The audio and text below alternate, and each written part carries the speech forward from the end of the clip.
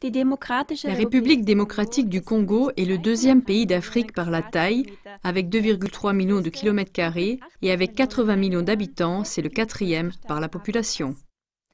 En ce qui concerne ses immenses ressources minérales, estimées à environ 24 billions de dollars américains, le Congo est considéré comme l'un des pays les plus riches, sinon le plus riche du monde. Il possède 10% des gisements de cuivre du monde, 30% des diamants et 70% de tous les gisements de minerais de fer. Mais surtout, on en extrait plus de 50% du cobalt requis dans le monde entier, le cobalt étant un minerai sans lequel, par exemple, serait inconcevable l'industrie électronique et toute l'industrie de l'armement d'aujourd'hui qui dépendent de cette dernière. Malgré sa richesse en matières premières, ce pays est pourtant aujourd'hui un des pays les plus pauvres du monde en raison de l'exploitation, de la corruption et de guerres qui durent depuis des décennies. Et selon l'indice de développement des Nations Unies, il a même atteint en 2013 l'avant-dernière place. La journaliste d'investigation Abby Martin a rencontré l'historien congolais Kambale Musaouli. Dans cette interview, Musaouli met en lumière le passé et le présent du Congo et il montre que le Congo a même le potentiel de nourrir toute une population mondiale de 9 milliards de personnes. Avec la production d'électricité de son fleuve, le Congo pourrait alimenter toute l'Afrique. Il souligne que la République démocratique du Congo est actuellement le plus grand fournisseur de cobalt du monde. Presque toutes les voitures, ordinateurs, téléphones portables ou autres appareils électroniques contiennent du cobalt du Congo. Mais malheureusement aussi tous les chars, avions, hélicoptères, fusées, navires de guerre, sous-marins, etc. Un document stratégique de l'administration américaine indiquait même très clairement qu'il serait impossible de faire la guerre sans le cobalt du Congo. Mais c'est précisément ce qui, au milieu du siècle dernier, a placé le Congo dans la ligne de mire des intérêts de l'Empire américain, ce qui recouvre non seulement le gouvernement américain et son appareil militaire, mais surtout les grandes entreprises américaines, y compris la haute finance.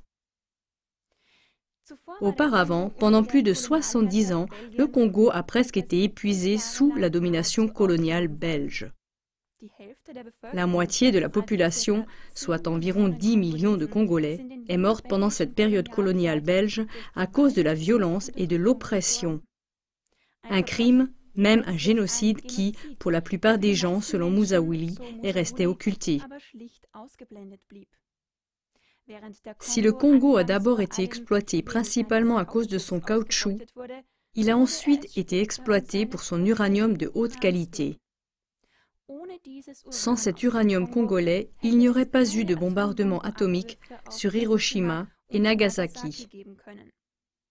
Et aujourd'hui, c'est à cause de ces gisements de cobalt, comme cela a déjà été mentionné.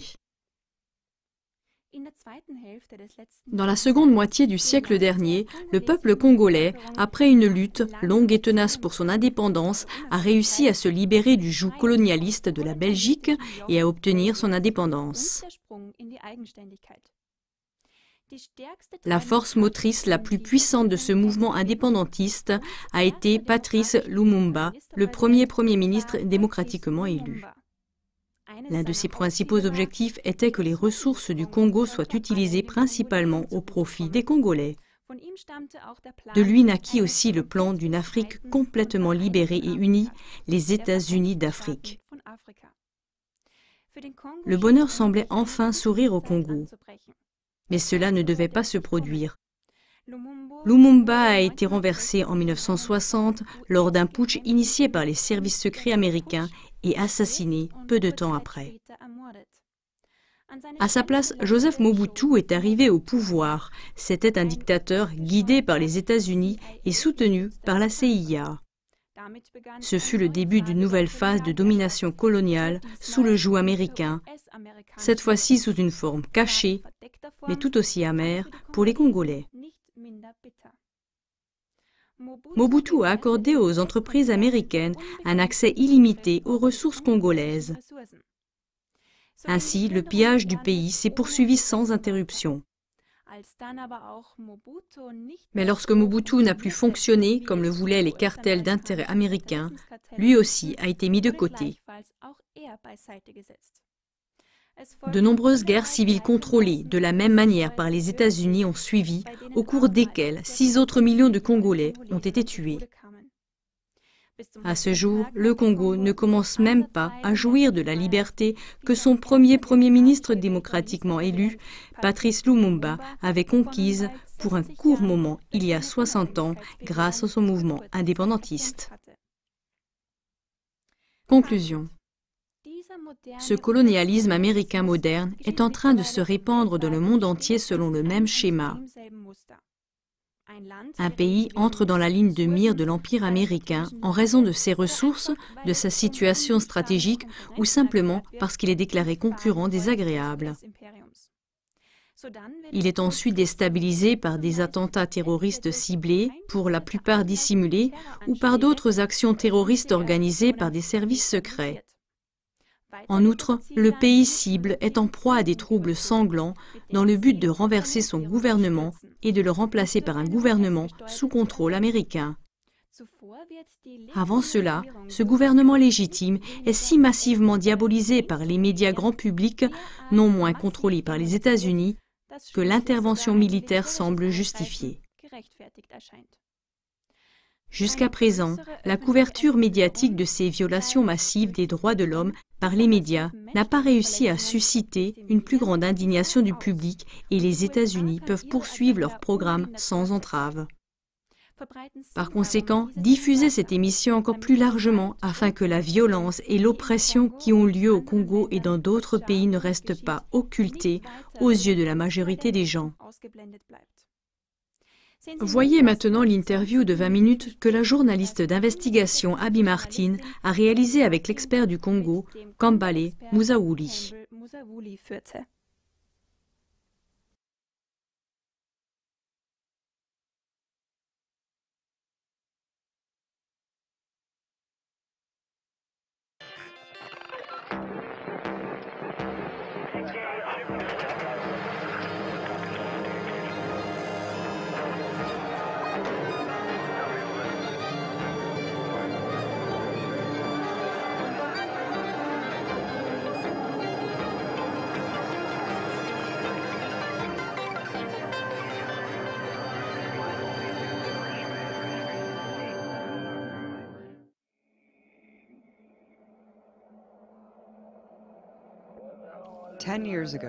Il y a 10 ans, l'Empire a porté ses regards sur une région rentable du monde, sur le continent qu'il avait autrefois pillé en tant que capitaine de la traite négrière. Un nouveau grand commandement militaire est né, AFRICOM. L'AFRICOM comprend 53 pays africains, y compris les îles et tous les océans. Il se compose de 4 composantes principales, toutes avec des noms intéressants. US Army Africa, US Naval Force Africa, US Air Force Africa, US Marine Corps Africa. Bien que la présence américaine sur le continent africain soit largement humanitaire, l'officier de l'AFRICOM, Rick Cook, a admis que les États-Unis étaient en guerre en Afrique depuis des années. Avec une série de bases de drones, de camps et des installations où la tradition américaine continue de former des militaires mandataires responsables d'abominables violations des droits de l'homme et d'opérations secrètes. Loin d'une guerre sous le seuil de la violence, l'AFRICOM effectue chaque jour plusieurs missions. Tous les empires voulaient posséder l'Afrique pour la même raison, son immense trésor de minéraux et de matières premières. Une grande partie de ce trésor enfoui est concentrée dans le sud de l'Afrique en République démocratique du Congo. Celui-ci compte 80 millions d'habitants, 250 groupes ethniques et plus de 700 langues et dialectes différents. Avec ces minéraux non exploités, il est considéré comme le pays le plus riche du monde, avec des réserves de 24 billions de dollars. Le Congo possède 10% du cuivre mondial, 30% des diamants et 70% du fer et produit plus de 50% du cobalt mondial. Parmi les Congolais qui risquent littéralement leur vie dans les mines de cobalt, des dizaines de milliers sont encore des enfants. Ils travaillent 12 heures par jour pour $1.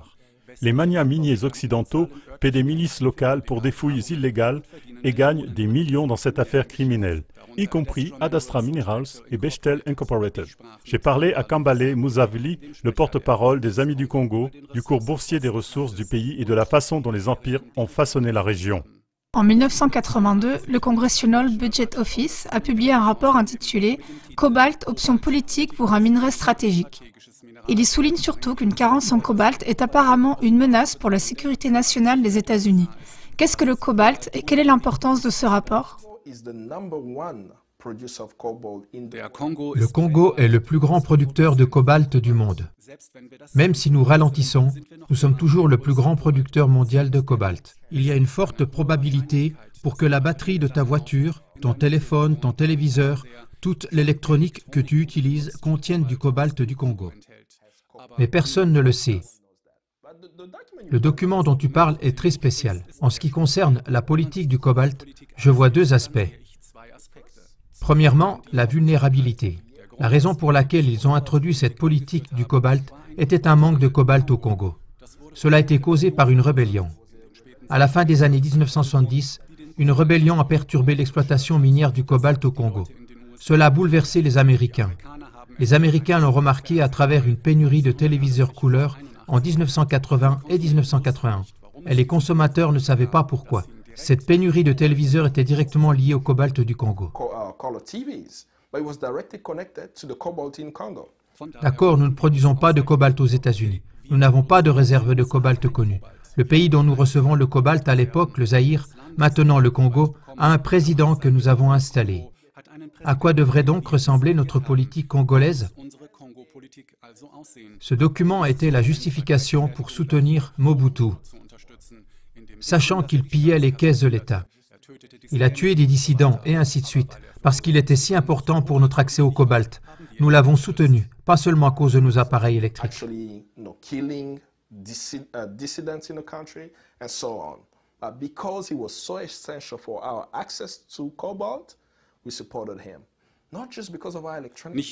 Notre véritable vulnérabilité n'est pas l'électronique. Cela affecte l'armée américaine et c'est ce que dit très franchement le document. Sans le cobalt du Congo, nous avons des difficultés à faire la guerre.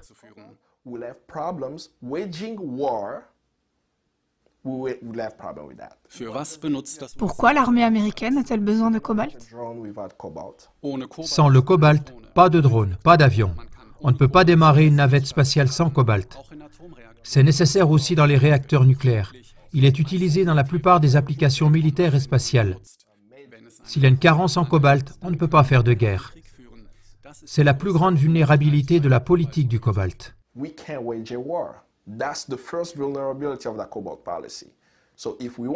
Si nous voulons la paix dans le monde, nous devons veiller à ce que le Congo soit contrôlé par les Congolais afin qu'ils puissent utiliser leurs ressources pour améliorer leur vie. Eau potable, électricité, une vie meilleure dans leur propre pays. Au lieu de cela, les minerais vont dans les pays occidentaux où ils sont utilisés dans les armées qui sèment le chaos et produisent des dévastations dans le monde entier. À l'origine, l'or, puis le caoutchouc, puis les esclaves et maintenant le cobalt, l'Afrique a souffert pendant plus de 5 siècles d'oppression et de vol par les empires européens. Tant et si bien que le monde capitaliste tout entier a pu se développer grâce à cette politique d'oppression destructrice. Le Congo, il a ce passé colonial typique. Le paysage varié sur lequel vivent 450 groupes africains indépendants était entouré de frontières dans les années 1880 en tant qu'exploitation privée d'investisseurs européens. Le projet colonial a été baptisé l'État libre du Congo lors de la conférence de Berlin en 1884, une rencontre destinée à diviser l'Afrique entre les empires européens sans Africains. Léopold II, roi belge assoiffé de sang, était le pape de l'État libre du Congo. Il a dirigé une armée qui a conquis la région, assassiné les dirigeants africains et brutalement réprimé le peuple. Le roi fou a parlé au monde de sa noble mission d'amener la civilisation au Congo nouvellement formé, tout en pillant chaque centimètre de celui-ci. Une partie de sa tactique consistait à couper les mains des travailleurs, y compris des enfants travailleurs, à cause du crime de ne pas avoir atteint leur quota quotidien de caoutchouc. Léopold et ses combattants ont même encouragé les soldats à ramasser des mains coupées en signe de succès. Le 26 février 1885, Sanford signe au nom des États-Unis le document déclarant qu'ils ont donné à Léopold II cet immense pays appelé Congo. Léopold contrôlait le pays. C'était un magnat de l'entreprise. Je peux le comparer à Donald Trump. Il dit « J'ai besoin de biens immobiliers. J'ai un tout petit pays qui s'appelle la Belgique. J'ai besoin d'un pays avec tant de ressources. » Et ils lui ont donné cette terre.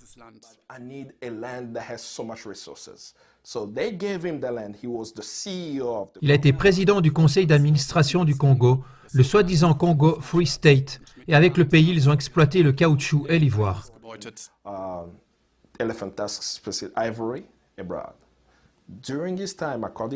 En ce temps-là, environ 10 millions de Congolais sont morts.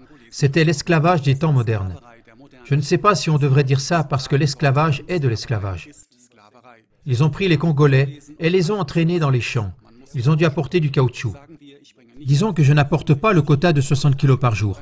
Alors je suis soit battu à mort, tué directement, soit on me coupe une main.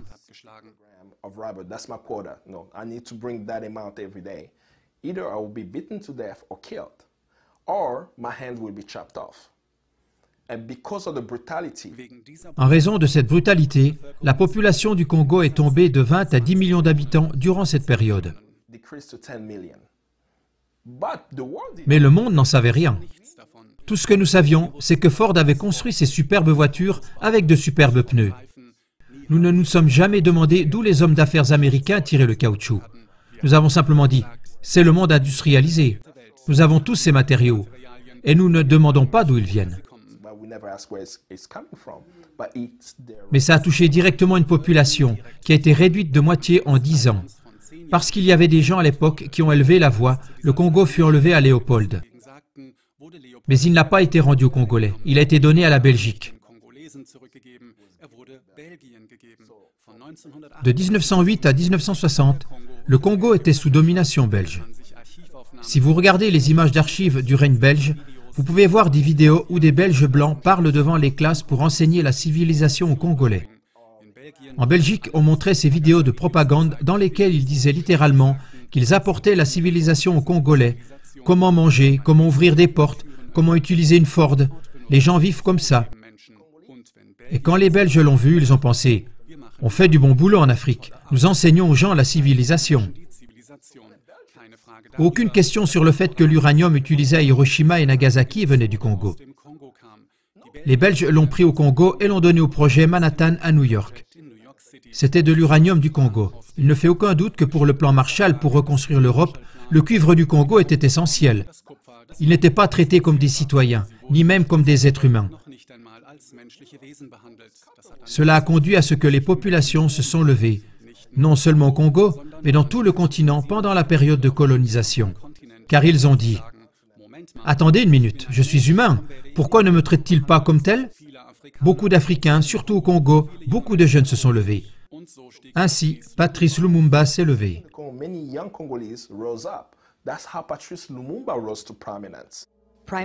Le Premier ministre Lumumba a participé à la période de résistance sans fin au colonialisme. De 1940 jusqu'aux années 1980, les peuples d'Afrique colonisés ont formé des partis politiques dans toute l'Afrique. Ils se sont battus pour l'autodétermination et ont chassé les maîtres européens de l'Angola vers la Guinée et l'Afrique du Sud. Les mouvements indépendantistes ont partout inspiré les peuples opprimés. Le Congo ne fait pas exception. Che Guevara a même risqué sa vie sur le champ de bataille pour aider à libérer le Congo. Après près d'un siècle de domination coloniale belge, le Congo a élu son premier président démocratique, Patrice Lumumba, en 1960. Parlez-nous de la lutte qui a rendu cela possible et de l'importance de cette victoire. Patrice Lumumba est un accident impérial. C'est ainsi qu'il le voit. Il appartenait à l'élite congolaise. Au Congo, selon les lois coloniales, il n'était pas possible d'aller à l'école au-delà de la 8e année. Après la 8e année, il n'y avait plus d'éducation. Puis ils faisaient un test pour voir si vous étiez civilisé. Ils avaient donc des cartes qui disaient « civilisé ». « Civilisé » était écrit dessus.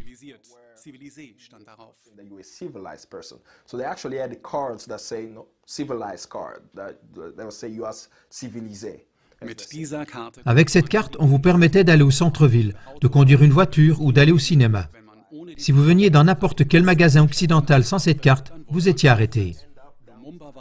Patrice Lumumba faisait partie de ceux qui avaient cet accès.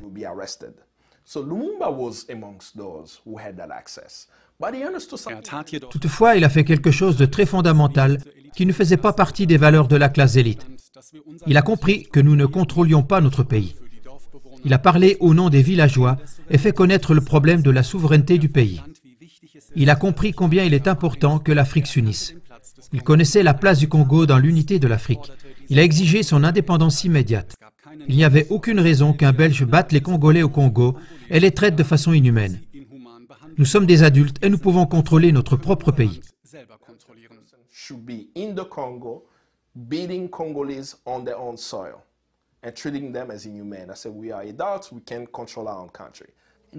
En 1958, Lumumba, 34 ans, a pris la parole à la conférence internationale panafricaine de Kwame Nkrumah, Premier ministre du Ghana, récemment devenu indépendant. Là, il a parlé de l'objectif de libérer le Congo du colonialisme. Lors du congrès panafricain, Kwame Nkrumah a dirigé le plan pour les États-Unis d'Afrique. Devinez où était la capitale? Kinshasa, alors appelée Léopoldville. Ils ont compris. Si le Congo était libre, l'Afrique serait libre. Ils voyaient le Congo avec ses ressources comme le cœur qui allait propager son énergie à travers le continent. Le fleuve Congo peut produire de l'électricité pour tout le continent, nous le savons. Cependant, il n'est pas utilisé. Avec ses terres arables, le Congo a le potentiel de nourrir le monde entier jusqu'en 2050, alors que la population mondiale sera de 9 milliards d'habitants. Or, les Africains n'ont même pas accès à la nourriture.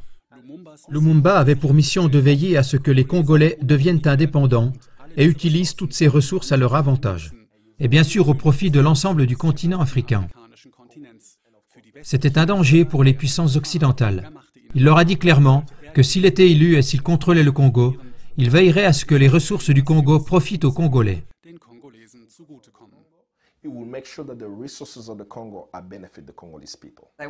Expliquez-nous comment Lumumba a été renversé dans un putsch soutenu par l'Occident en 1961 et remplacé par le dictateur militaire anticommuniste Mobutu Seko.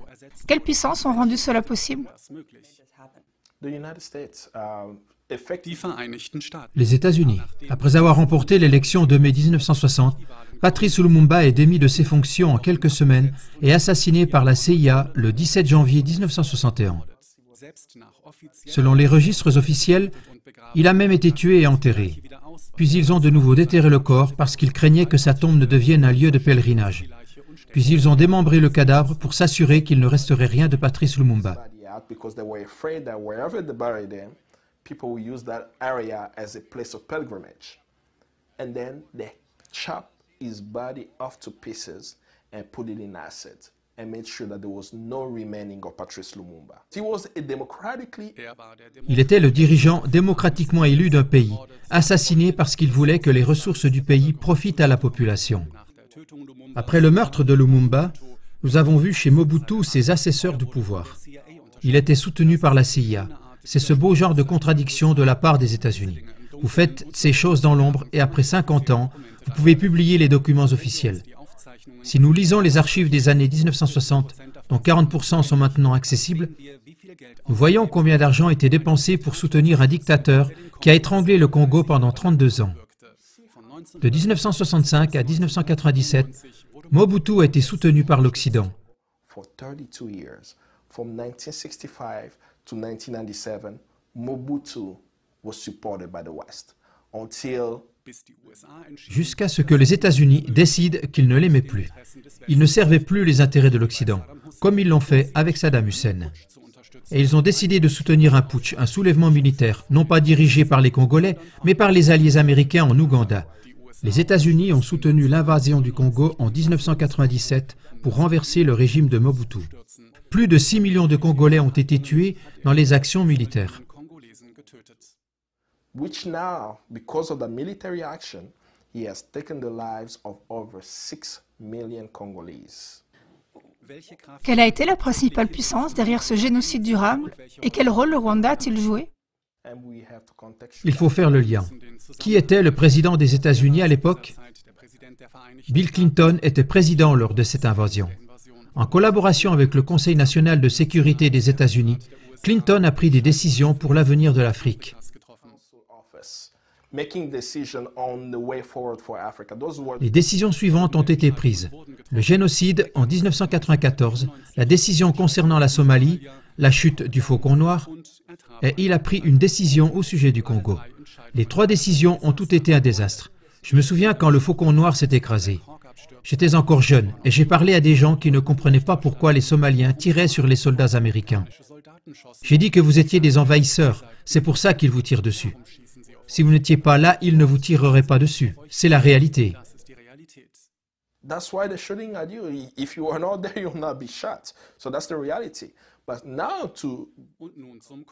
En ce qui concerne le Congo, Bill Clinton et son équipe, Susan Rice et d'autres, ont créé les principes d'Entebbe. Sur la base de ces principes, ils ont parlé des soi-disant dirigeants de la Renaissance en Afrique. Ils ont choisi des dirigeants africains et ont dit « c'est le nouveau chemin ». Après la guerre froide et la chute du mur de Berlin, l'Afrique avait besoin d'un nouveau type de dirigeant. Mobutu était un agent de la guerre froide. Il a été président de ce qui était alors le Zaïre et a accordé aux USA un accès illimité aux ressources du Congo actuel. Quand le mur est tombé, Mobutu n'était plus nécessaire. Remodelons la région. Pour écarter Mobutu, les États-Unis ont décidé en 1997 d'aider leurs alliés au Rwanda et en Ouganda à envahir le Congo. Ils ont enlevé Mobutu et installé Laurent Kabila.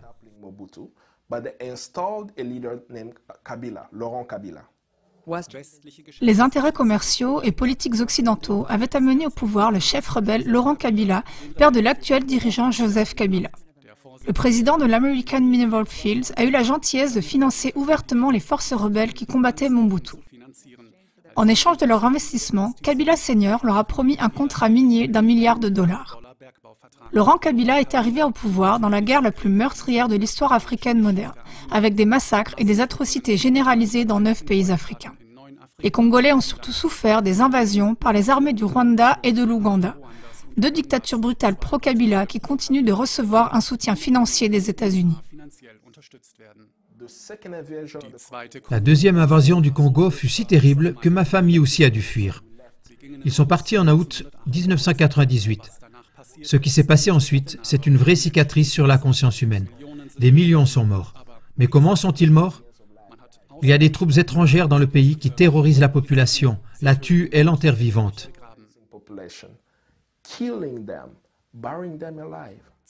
En 2001, le fils de Laurent Kabila, Joseph, a pris le pouvoir après l'assassinat de son père. Lors d'une guerre civile sanglante, il a essayé de conserver ce pouvoir. Joseph Kabila est président du Congo depuis 2006. L'élection présidentielle doit avoir lieu en novembre 2016. Tout ce qu'il a fait jusqu'à présent semble prouver qu'il a prolongé son mandat et ainsi violé la Constitution. Qu'arrivera-t-il au Congo si c'est le cas? L'espoir, c'est la révolution. Mais nous devons aussi nous pencher sur l'histoire de sa présence au pouvoir. En 2001, son soi-disant père a été assassiné. Le Congo n'est pas une monarchie, mais il a hérité du pouvoir. La question se pose donc de savoir comment il est devenu président du Congo en 2001. Il a été installé. Les pays occidentaux l'avaient reconnu comme président du Congo. Il est resté au pouvoir jusqu'aux élections de 2006. Donc, il est au pouvoir depuis près de 15 ans.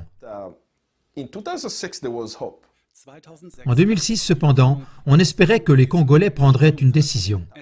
Il y avait 2 candidats principaux, Joseph Kabila et Jean-Pierre Bemba, inculpés devant la Cour pénale internationale pour crimes contre la République centrafricaine, mais à la fin des élections, Kabila a été déclaré vainqueur. Il y a eu une émeute au Congo. C'est la première fois dans l'histoire que les diplomates occidentaux ont été bombardés dans leur bunker au Congo. Il a tué près d'une douzaine de diplomates parce qu'il craignait que l'Occident ne change d'avis. Mais bien sûr, il n'a pas été appelé à rendre des comptes pour cela. Toutes les nations occidentales misent sur Kabila. Pourquoi? Parce qu'ils le voyaient comme le chef qui pouvait leur donner accès aux minéraux du Congo. Pendant qu'il était au pouvoir, on voit que de nombreux contrats miniers ont été signés. Mais le peuple congolais n'a rien reçu du tout. L'International Crisis Group a noté que les pays occidentaux ont soutenu Kabila en 2007 parce qu'ils avaient le sentiment que « c'est notre homme, on peut le contrôler ». Selon la Constitution, 2011 était la deuxième élection officielle. Cette élection aussi a été truquée. Dans certaines régions, Kabila a obtenu plus de 100% des voix. D'innombrables observateurs électoraux, dont le Centre Carter, ont qualifié les résultats d'illégitimes. Pendant les manifestations de masse, les États-Unis ont hésité 3 mois avant de reconnaître officiellement Kabila comme président du Congo. La Constitution n'autorise que 2 mandats. Sa nouvelle tentative de retarder la prochaine élection par un recensement s'est heurtée à une vive résistance. Lorsqu'il a été élu au Parlement et au Sénat, les jeunes du Congo sont descendus dans la rue. Ils ont vu ce que les politiciens faisaient et sont sortis dans la rue. Ils ont paralysé une ville de 15 millions d'habitants. C'étaient des jeunes Congolais de 15 à 20 ans environ qui observaient la politique.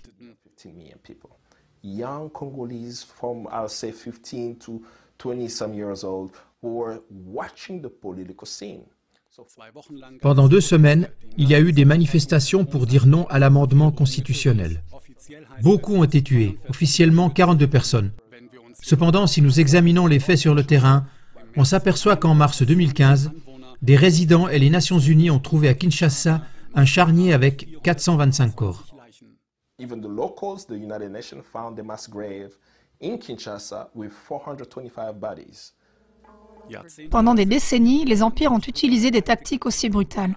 Avec d'autres signes viennent d'autres stratégies. Cela inclut également une fausse présentation de son propre rôle. De Cuba au Congo, les États-Unis et leurs sbires ont investi dans les mouvements de jeunesse qui voulaient conquérir l'avenir de leur pays. Quel est le rôle des États-Unis et leur initiative Young African Leader? Young African Leader a été fondée en 2010. C'était la réaction d'Obama aux dirigeants africains. En 2010, de nombreux pays africains ont célébré le 50e anniversaire de leur indépendance. Obama voulait donner l'image qu'il ne soutenait pas ses dirigeants, mais qu'il soutiendrait les jeunes. Donc, il voulait faire venir les jeunes dirigeants africains et leur dire « C'est vous les futurs dirigeants de votre pays ». Le problème, c'est que cela crée malheureusement un groupe élitiste. On va faire venir des jeunes dirigeants africains.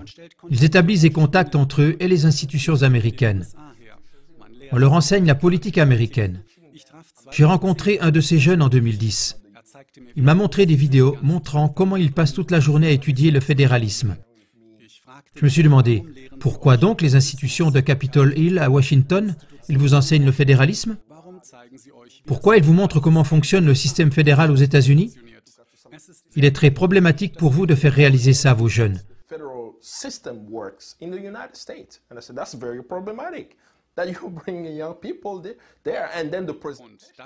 Et puis vous présentez ce qui se passe vraiment, comme si le système fonctionnait pour nous. Les jeunes reviennent ensuite et disent « J'ai rencontré des législateurs, des gens de Capitol Hill, et c'est comme ça que ça marche. » Mais ils ne voient pas les problèmes internes du système politique américain. Je comprends ce qu'il y a de bien à renforcer les jeunes. Cependant, si les États-Unis exploitent un réseau de 100 000 jeunes dirigeants africains, ça pose des problèmes. Si la Chine exploitait un réseau de 100 000 jeunes Américains, les Américains s'y opposeraient. Nous sommes inquiets qu'un pays fasse cela, et nous ne parlons pas d'une ONG, on parle du gouvernement américain. American will speak up. I said, I have concern that this country is doing such and such, because we're not talking about an NGO, we're talking about the United States government. La moitié de la population congolaise a moins de 18 ans et la majorité sont des femmes. Nous savons que tout changement qui se produira au Congo passera par les jeunes et les femmes.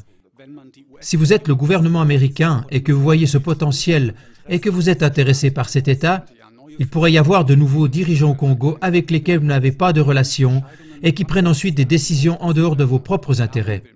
C'est pourquoi ils veulent s'assurer qu'ils ont ces jeunes dirigeants dans la poche. C'est une répétition de l'histoire, parce que les États-Unis avaient déjà joué la même carte dans les années 1960.